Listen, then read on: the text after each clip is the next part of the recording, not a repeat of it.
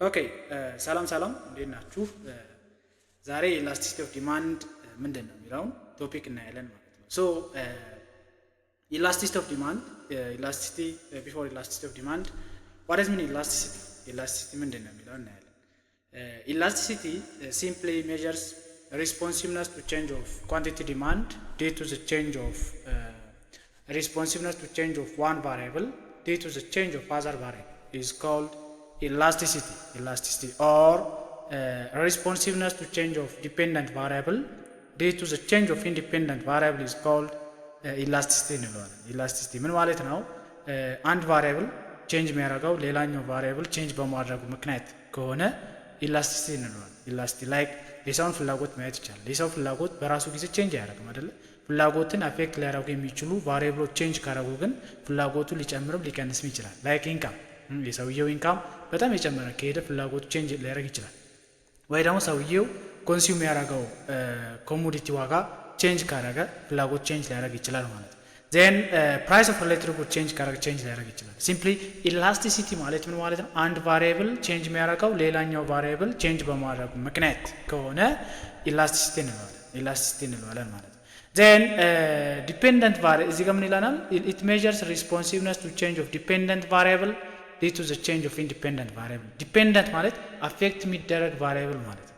then independent variable ስንል ደግሞ affect ሊያደርጉ የሚችሉ variableዎች ማለት ነው። therefore affect የሚደረግ variable change የሚያደርገው affect የሚያደርጉ variableዎች ስላሉ ከሆነ this types of responsiveness is called elasticity ነው። responsiveness to change of a dependent variable due to the change of other variable or responsiveness to change of one variable due to the change of another variable is called elasticity እንለዋለን።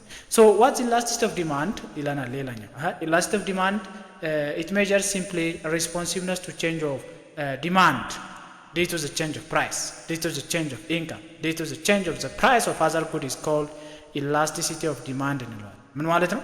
ፍላጎቱ ቼንጅ የሚያደርገው ዋይ የምርቶች ዋጋ ቼንጅ በማድረጉ ምክንያት ዋይ ኢንካሙ ቼንጅ በማድረጉ ምክንያት ዋይ ደግሞ ፕራይስ ኦፍ አዘር ጉድስ ቼንጅ በማድረጋቸው ምክንያት ከሆነ ፍላጎታችን ቼንጅ እያደረገ ያለው ይሄ ምን ይባላል? ኢላስቲሲቲ ኦፍ ዲማንድ እንለዋለን ማለት ዲማንድ እንለዋለን። therefore responsiveness to change of quantity demand due to the change of price due to the change of income or due to the change of the price of other good is called elasticity of demand. So there are three main types of elasticity of demand: price elasticity of demand, income elasticity of demand, and cross price elasticity of demand. So what kind of elasticity we say that price elasticity of demand simply it measures the responsiveness to change of quantity demand due to the change of what price ፍላጎቱ ቼንጅ የሚያደርገው የምርቶች ዋጋ ቼንጅ በማድረጉ ምክንያት ከሆነ ፕራይስ elasticity of demand እንለዋለን ማለት ነው። ኦኬ ዶንት ሚስ ፖይንት ፍላጎቱ ቼንጅ የሚያደርገው የምርቶች ዋጋ ቼንጅ በማድረጉ ምክንያት ከሆነ price elasticity of demand እንለዋለን ማለት ነው። therefore to calculate price elasticity of demand or to measure price elasticity of demand there are two ways or two methods. The first method is point method, the second method is arc method. So let us see one point method price elasticity of demand. Therefore this method is measures price elasticity of demand at a given point, okay, not segment, at a given point. Due to this reason it is the most widely accepted method to calculate price elasticity of demand is called point method, you can say. So how to calculate price elasticity of demand? Percentage change in quantity demand over percentage change in price እንለዋለን። percentage change in quantity demand ደግሞ እንዴት ነው ካልኩሌት የምናደርገው? QD1 ወይም Q1 minus Q naught over Q naught times 100 ነው። ኦኬ Q1 or QD1 ማለት እንችላለን። Q naught የሚለውን QD naught ማለት እንችላለን። don't miss this point. then percentage change in price ደግሞ P1 minus P naught over P naught ነው። therefore ይሄኛው ለዚህ ሳካፍለው percentage change in quantity demand percentage change in price ስናደርገው ማለት ነው። ስናደርገው ምን እናገኛለን? at the end of the day EPD means price elasticity of demand is equals to changing QD changing P times P naught over Q naught ነው ማለት ነው። changing QD changing P times P naught over Q naught አድርገን price elasticity of demand ካልኩሌት ማድረግ እንችላለን ማለት ነው። therefore there are five main types of price elasticity of demand. price elasticity of demand ወደ አምስት ክላሲፋይ ልናደርጋቸው እንችላለን። therefore the first one is elastic demand እንለዋለን። then the second one inelastic demand, unitary elastic, perfectly elastic እና perfectly inelastic demand እንላቸዋለን ማለት ነው።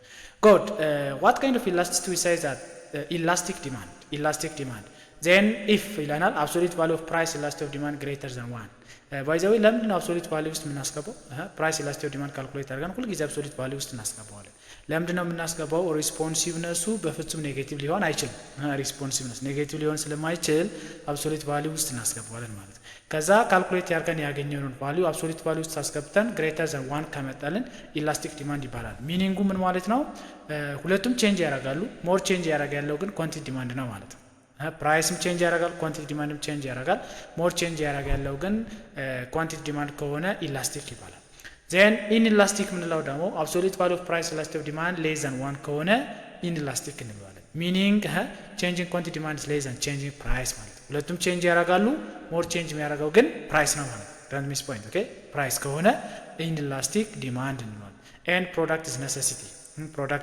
you can say then the third one if absolute value of price elasticity of demand is equals to 1 ከሆነ ይሄ ዩኒታሪ ኢላስቲክ ዲማንድ እንለዋለን ዩኒታሪ ኢላስቲክ ዲማንድ ማለት ሚኒንጉ ምን ማለት ነው changing price and changing quantity demand እኩል ናቸው ማለት ነው they change proportionally priceም quantity demand proportionally change የሚያደርጉ ከሆነ ይሄ ኢላስቲሲቲ ምን ይባላል ዩኒታሪ ኢላስቲክ ይባላል absolute value of price elasticity of demand is equal 0 ከሆነ ዲማንዱ perfectly inelastic demand ይባላል then meaning changing is only price quantity demand is assumed to be constant ማለት ነው changing is only price ብቻ ነው change የሚያደርገው quantity demand is assumed to be constant ነው ምን አይነት ግራፍ ልናገኝ እንችላለን ለዚህኛው inelastic demand curve ሲሆን እንደዚህ straight line ግራፍ vertical ቀጥ ብሎ ወደ ላይ የሚቆመው ግራፍ እናገኛለን ማለት ነው therefore what kind of slope demand curves are faces in perfectly inelastic will ጥያቄዎች ተጠየቁ vertical ነው የሚሆነው ማለት vertical then if absolute value of price elasticity of demand is equals to positive infinity ወይ ደግሞ infinity ከሆነ this types of price elasticity of demand is called perfectly elastic እንለዋለን perfectly elastic meaning changing is only quantity demand price is assumed to be constant ማለት ነው price is remaining constant changing is only quantity demand so what kind of demand that firms are faces perfectly elastic ጊዜ ምን አይነት ዲማንድ ከርቭ ነው የምናገኘው horizontal straight line እናገኛለን horizontal sloping okay horizontal change የሚያደርገው quantity ስለሆነ x axis ላይ quantity ነው የምናስቀምጠው y axis ላይ price ስለሆነ የምናስቀምጠው